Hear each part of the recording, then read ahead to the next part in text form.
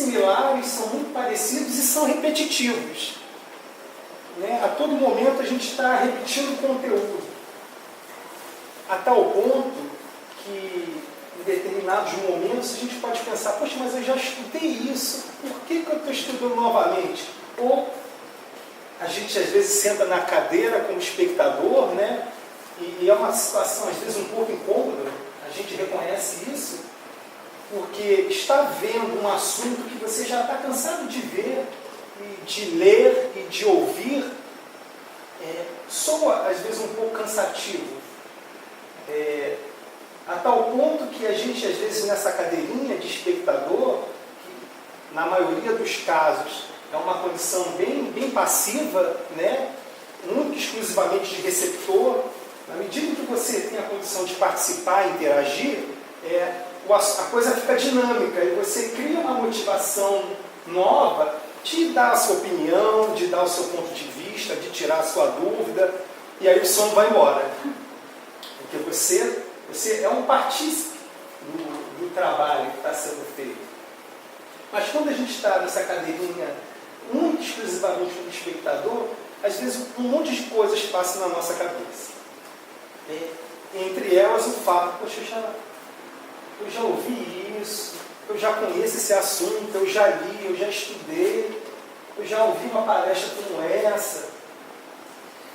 Mas tem um motivo, né, pelo qual toda a temática de conhecimento espírita a todo momento precisa ser relativa para todos nós. Porque é com o estudo que a gente desenvolve a nossa convicção. E às vezes a pessoa vai falar uma coisa que a gente não prestou atenção na outra palestra. Sim, esse é um item especial.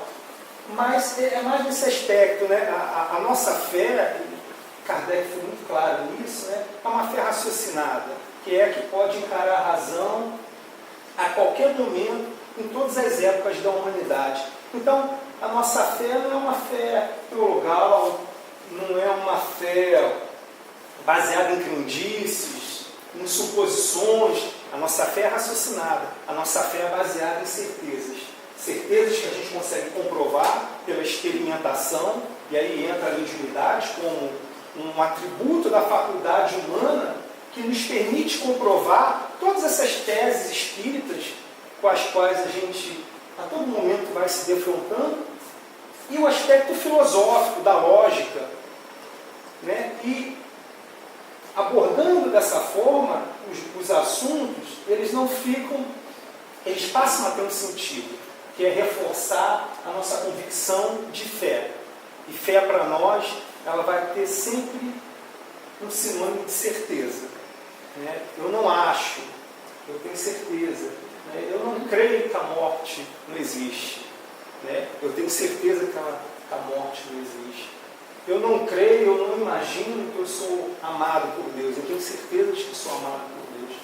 Então, quando você tem certeza, você robustece a sua fé diante das provações que a todo momento estão sujeitos, né? Quantos de nós aqui nesse momento não estamos passando por provações? A nossa fé não está sendo testada, seja conosco diretamente ou através daqueles a quem amamos que convivem conosco. A todo momento vivemos no mundo ainda de provas e expiações. E não há como fugir, por enquanto, nesse momento. A gente vai conversar então sobre resignação, que é um tema um pouco controverso. E a gente vai procurar explorar ele o máximo, bem sucintamente, e fazer o convite, né, para que em casa, ao chegarem, a gente se debruce no estudo desse livro maravilhoso que é o Evangelho segundo o Espiritismo. Então, nosso capítulo 5. Primeiro, significado de resignação. Né? Só pelo significado, para nós, já nos dá uma oportunidade de falar minutos intermináveis. Né? Lá no Aurélio, resignar significa desistir de alguma coisa, em favor ou a benefício de outra pessoa. Ter resignação é aceitar pacientemente o que se apresenta ou o que acontece. Então a gente já vê a palavra resignação atrelada a um outro vocábulo, né, que é a paciência. submeter-se à vontade divina. Isso já é um aspecto mais teológico, religioso do termo. E abandonar um cargo ou função de forma voluntária. Então, resignar é um conceito bem ligado a aceitar. Em partes, resignar é aceitar. No nosso caso, aceitar os desígnios divinos. Aceitar os mecanismos intrínsecos das leis divinas. Alguns a gente conhece, outros a gente ainda não conhece, porque tem suas causas em vidas anteriores e que no momento para nós é muito mais útil o desconhecimento da causa real do que o conhecer e esse conhecimento acarretar, ou vir a acarretar mais benefícios, mais malefícios do que benefícios. Imagine, eu, por exemplo, eu convivo com a minha mãe, eu tenho um carinho, uma preocupação muito grande por ela, mas eu sinto que somos, de alguma forma, resistentes. Será que me é útil, nesse momento, saber as causas do passado que contribuem para essa minha resistência e esse afastamento físico, não a preocupação, não o amor, não o sentimento de responsabilidade, de gratidão que eu tenho pelo Espírito, que hoje é a minha mãe. Mas será que as dificuldades que temos um com o outro no relacionamento, que não é nessa vida, mas tem suas causas em vidas passadas, é-me útil saber nesse momento? Talvez o conhecimento vai gerar um afastamento ou um reavivamento do conflito muito maior do que, teoricamente, o que já existe. Por favor. Bem-aventurados os aflitos, está lá em Mateus, capítulo 5, e versículos 4, 6 e 10. Bem-aventurados os que choram, porque serão consolados. Bem-aventurados os famintos e sequiosos de justiça, porque serão saciados. A gente se detém lá no primeiro item, Bem-aventurados os que choram, porque serão consolados. Essa bem-aventurança, ela foi dita na ocasião da pregação do Sermão do Monte. Gandhi já falava que se todo o Evangelho, se todos os livros do Novo Testamento se perdessem, se restasse somente o Sermão do Monte, toda a mensagem de Jesus estaria reservada, estaria preservada para a humanidade. E a gente costuma dizer, os filósofos, que o Sermão do Monte ele é um tipo de bem-aventurança ou de boa nova ao inverso do significado, porque ele prega, ou Jesus nos fala, de uma alegria em cima de uma má sorte.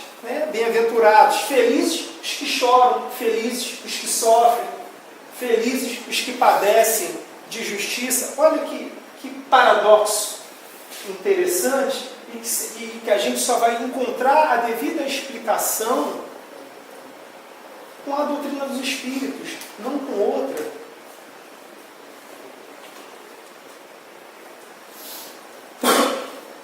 A gente já estudou aqui, numa palestra anterior, esse item aí, que é o mesmo capítulo 5, item 3. As vicissitudes da vida derivam de uma causa, pois que Deus é justo, justa há de ser essa causa. A primeira parte do Livro dos Espíritos, ela nos fala de Deus e da divindade, que é um conceito básico, é uma premissa básica da doutrina espírita, a existência de Deus e os atributos que a gente entende ou que a gente dá a essa divindade. Então a gente vai ver que todas as nossas vicissitudes, todas as dificuldades que passamos nesse momento, que já passamos e que iremos passar no futuro, todas elas têm um vínculo causal. Nada cai em nossos ombros de forma aleatória. Deus não faz acepção de pessoas. Está lá, o evangelista João já descreveu isso com muita propriedade, né? Se um tem uma boa sorte, o outro tem uma má sorte, não é porque Deus ama mais aquele em detrimento daquele outro. Né? A mecânica, a racionalidade das leis divinas, elas nos fazem, e aí também entra o mecanismo da perfeita justiça, que Deus é infinitamente justo e bom, Deus é amor, dizia o evangelista João, e Deus também é infinita misericórdia, já dizia o evangelista Pedro. Então, a gente vê que não há injustiças no mecanismo das leis. E aquilo que nos afigura uma aparente injustiça tem uma causa.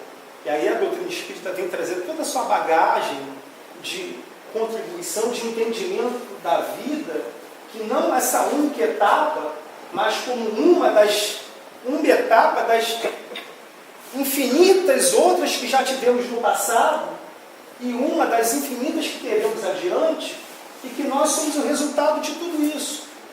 Somos hoje o resultado que fizemos de nós e para nós no passado. Então é inevitável que a justiça se cumpra no sentido de que o que eu colhi, o que eu plantei, eu tenho que colher. É inevitável. Né? É inadmissível que um filho hoje sofra pelos erros do seu pai. Está lá no Antigo Testamento. Todavia, é bem possível que um filho talvez peque e sofra por um erro do seu bisavô, do seu tataravô. Mas por que isso? Porque muito provavelmente o bisavô, o tataravô, é o próprio filho que retornou e que traz cunhado no seu corpo espiritual, que traz cunhado no seu pensamento, na sua emoção, na sua inteligência, que traz cunhado dentro de si tudo aquilo que ele fez de bom e tudo aquilo que ele fez de ruim. Então, o perfeito entendimento da justiça divina é que vai nos facultar as ferramentas para a gente começar a desenvolver a resignação. Entender que nada ocorre à nossa vida, conosco, com os nossos, em torno de nós, nada ocorre por acaso. Né? O acaso não existe. Leia Kardec, era um slogan antigo da Federação Espírita Brasileira, e de fato, bala perdida não existe. Uma doença não existe. Todas elas têm um vínculo de causa. Causa motivada por um efeito. E quem foi o agente desse efeito? Foi o acaso? Fomos nós próprios, em etapas anteriores, em outras vidas, em outros momentos, quiçá nessa própria existência. Quiçá nessa própria existência. Então a gente passa, quando a gente faz um estudo sistematizado do Livro dos Espíritos, a gente estuda aquela primeira parte. A primeira parte do estudo do Livro dos Espíritos ela é fantástica, porque é uma peneira, né? Porque é uma parte mais difícil, é uma parte mais complicada, soa ao abstrato, né? Nos obriga a estudar, nos obriga a pesquisar, nos obriga a conversar para buscar um entendimento o máximo racional que atenda aos nossos sentimentos, que atenda às nossas emoções.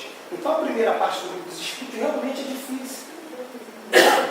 É fácil falarmos entre nós, de uns para com os outros, mas se torna difícil falar de alguém que não deveria nem ser chamado de alguém, né? Que nos falta palavras, mas que é a inteligência suprema, a causa primária de tudo. Né? E mais do que isso, entender as qualidades da divindade, né? Entender os atributos de Deus, e aí a gente vai ver lá no Evangelho, no Antigo, no Novo Testamento, a gente vai ter ideias, num primeiro momento, bem diferentes do entendimento de Deus. Né? A gente tem um Deus apresentado no Antigo Testamento extremamente vingativo, extremamente cruel, implacável na justiça. A gente vai ver um Deus humanizado, a gente vai ver um Deus partidário, né? O Deus é o Deus dos eleitos. né? E a gente vai ver no Novo Testamento um Deus amor, um Deus justiça, um Deus misericórdia, um Deus não só dos eleitos, mas dos gentios, um Deus de todos nós. Jesus veio trazer para nós e veio personificar na sua própria existência, né? Ele veio personificar para nós o rosto de Deus, né? O jeito de Deus, né? Jesus veio nos aproximar de Deus, nos mostrando um Deus amor, nos mostrando um Deus Pai. E nos dizer que à medida que nos aproximarmos, quanto mais próximos dele, Jesus, estivermos, mais próximos de Deus estaríamos. Como a dizer, olha, o caminho, a verdade e a vida sou eu. O entendimento do Pai passa por mim, né? Isso é extraordinário. Aí surge a doutrina que vem corroborar todo o ensinamento de Jesus e vem trazer para nós coisas que naquela época ele não tinha condições de conhecimento, de entendimento, para esclarecer para a humanidade como um todo, né? Quando a gente vê livros da doutrina espírita, eu acho extraordinário isso, como por exemplo o livro Boa Nova, do espírito Humberto de Campos, né? Na época Irmão X. Quando a gente vê o livro do espírito Ney Lúcio, Jesus no Lar, a gente observa que na intimidade dos discípulos mais próximos, né, dos 12 e seus familiares, aqueles que se achegaram mais, Jesus teve condições de falar claramente, né, abertamente, sem o véu das parábolas, sem o véu das histórias. Ele teve condições de se abrir e de falar muito claramente, a ponto de que todos eles, no seu nível relativo de entendimento da palavra do Mestre, todos eles entenderam a essência da mensagem de Jesus. Mesmo Judas, a história hoje vem fazer justiça, né, através dos vários pergaminhos, e a própria doutrina vem trazer a sua contribuição muito grande através da mediunidade. O próprio Judas também, de alguma forma, entendeu a mensagem do Mestre. Não foi feliz na forma de agir, né, e tomou as decisões precipitadas, imaginando que coisas iriam ocorrer. E aí foi a sua frustração.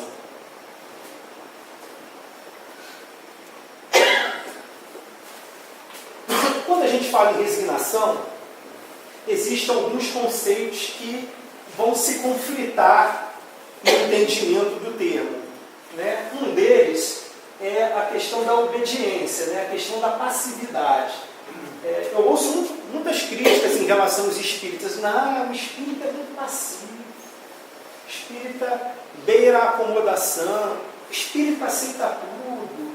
O que vier, veio. O que não vier, não veio. Não, as coisas têm que ocorrer. O espírita tem que ficar no quadradinho da sua seara. Não deve se envolver com o mundo. E aí a gente precisa trabalhar e refletir nesses pontos de vista. Em nenhum momento a doutrina dos espíritos nos alimenta a uma posição passiva diante da realidade do mundo. Muito pelo contrário. Exatamente. Né? A doutrina, ao contrário, ela nos convida a agir. Estamos muito acostumados, né? E essa é a nossa primeira reação diante das adversidades, reagir. Né? Se alguém nos agride, a primeira reação é revidar a agressão. Se alguém grita conosco, a primeira reação é tentar impor a voz de forma maior ainda. Se alguém nos prejudica, a primeira reação que nós temos, se a gente já não prejudica a pessoa, mas a gente fica lá com aquele pensamento, ai, tomara que dê tudo errado. Quer dizer, a gente não prejudica mais fisicamente, mas lá inconscientemente ou inconscientemente a gente gera aquela ideia negativa, fulminante em direção ao nosso irmão. Então, as situações das mais diversas que a gente se vê envolvido no mundo, seja no ambiente familiar, no trabalho, seja na via pública, seja intimidade do lar, na intimidade de nós mesmos, na casa espírita, a primeira postura que temos é de reagir. E aí, entre o reagir e o agir, a gente passa pela posição da passividade. Fez. Também não vou fazer nada. Não vou fazer nada de mal, mas também não faz nada de bom. A gente se mantém na posição de passividade, de neutralidade, de acomodação. A doutrina não nos incentiva a isso. Porque se a gente quer um mundo diferente, a gente tem que começar a sentir, a pensar e a agir de forma diferente. Senão nada muda. O mundo só muda se a gente começar dentro de cada um de nós a mudança íntima. Esse é um fato. Uma vez eu me recordo que eu fui conversar com uma professora a quem eu tinha muita intimidade, que dava também essa liberdade, da dificuldade de relação que eu tinha com meu pai à época. Que papai vivia para o trabalho, saía de manhã e chegava à noite em casa, então não havia contato praticamente de pai com filho. E eu sentia falta disso. E uma vez eu fui reclamar com a professora, questionando, mas por que meu pai é assim? A senhora acha que eu devo procurar uma ajuda terapêutica? Enfim, ela disse o seguinte: olha, você acha que ele está sentindo falta desse contato? Eu falei: eu não sei, ele não fala nada. Você está? Eu falei: eu estou. Então haja. Se ele não te busca para conversar, enfim, para ter aquela relação saudável de pai com filho, se ele não busca você, vá você buscar. Se envolva com as atividades que ele faz. Se ele vai para a feira domingo, se ofereça para ir para a feira aos domingos com ele. Faça você, dê o primeiro passo a você. Então essa foi a orientação. E eu achei interessante, e hoje eu trago para a vida, porque a mudança que a gente quer no mundo, ela tem que partir de nós. Não adianta querer que essa mudança venha em cascata, de alto para cima, já falando em termos de país, Não adianta querer que a mudança venha lá dos nossos mais altos representantes, que não vai vir. A maioria de nós estamos aonde? Não estamos na base da pirâmide, então a mudança tem que surgir de baixo para cima. E o mecanismo é a educação.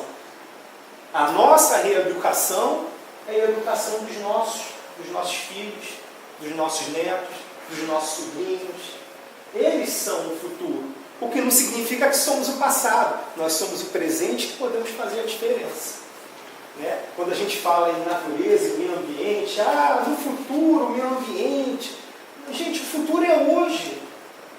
Se a gente parar para pensar, hoje a gente já sofre os danos que nós mesmos ocasionamos ao meio ambiente. Então aquele papel, aquele saco plástico que eu jogo no chão, na via pública, esse saco plástico ele vai entupir os canais de drenagem e quando chover, eu sou passivo de ser uma pessoa prejudicada por isso.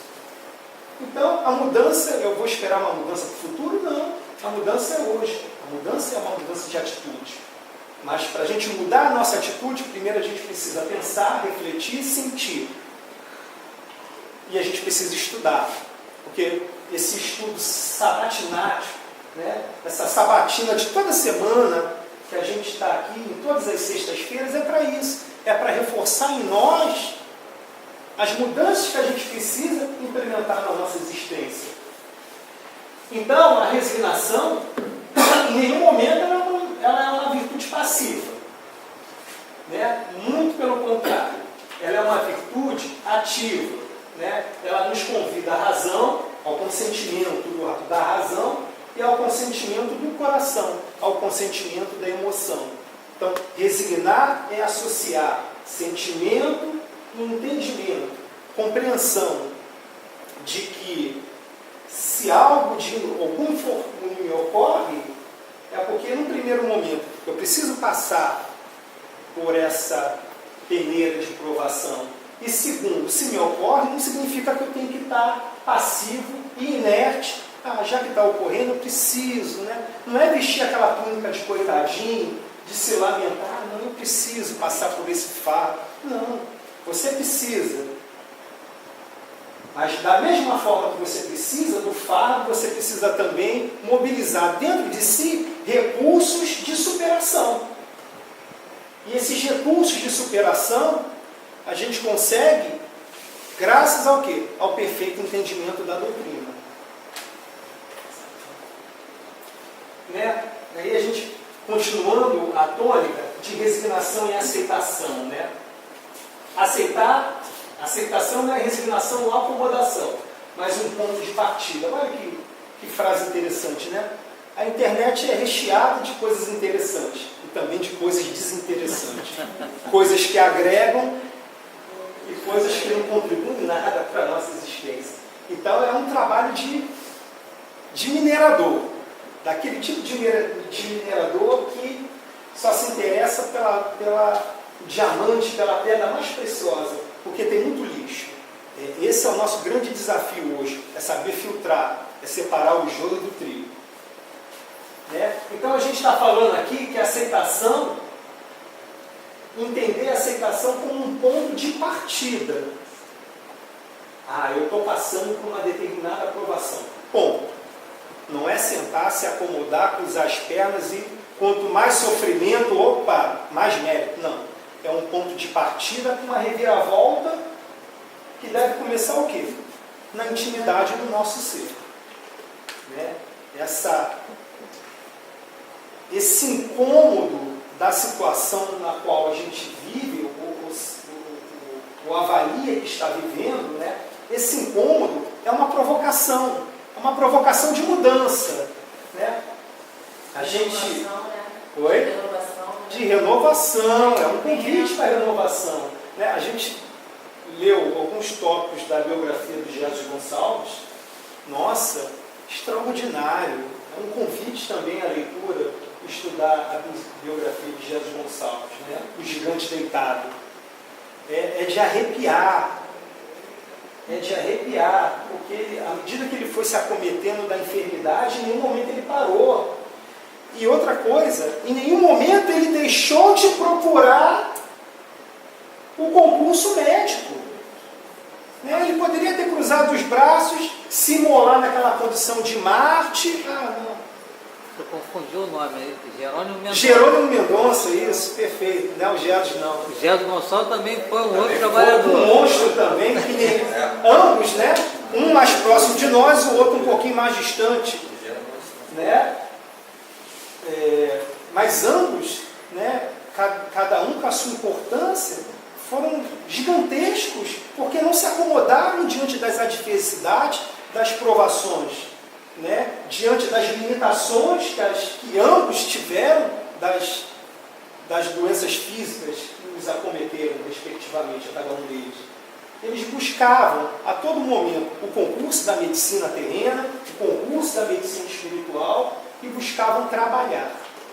Então, esses realmente fizeram jus à bem-aventurança de Jesus. Bem-aventurados que choram, porque em nenhum momento eles deixaram de sentir dor.